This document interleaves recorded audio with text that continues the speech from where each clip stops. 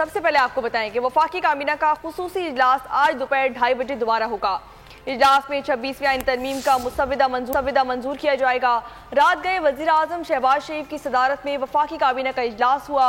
वजीर कानून आजम नज़ीर तारण ने आईनी तरमीम पर तफसीली ब्रीफिंग दी। काबीना अरकान को आईनी तरमीम के हवाले से एतमाद में लिया गया है। सेनेट इजलास दोपहर 3 बजे और कौमी असम्बली का इजलास 6 बजे होगा। नोटिफिकेशन जारी कर दिया गया। वफाकी काबीना का खुसूसी इजलास आज दोपहर 2:30 बजे दोबारा होगा। इजलास में 26वीं आईनी तरमीम का मुसविदा मंजूर कर लिया जाएगा, जबकि दाद गए वज़ीर आज़म शहबाज शरीफ की ज़रीए सदारत वफाकी काबीना का इजलास हुआ। वज़ीर कानून आज़म नज़ीर तारण ने आईनी तरमीम पर तफसीली ब्रीफिंग दी है, जबकि काबीना अरकान को आईनी तरमीम के हवाले से एतमाद में लिया गया। सेनेट इजलास दोपहर 3 बजे और कौमी असम्बली का इजलास 6 बजे होगा। नोटिफिकेशन जारी कर दिया गया। सब्सक्राइब करें और बेल दबाएं ताकि कोई खबर रह न जाए।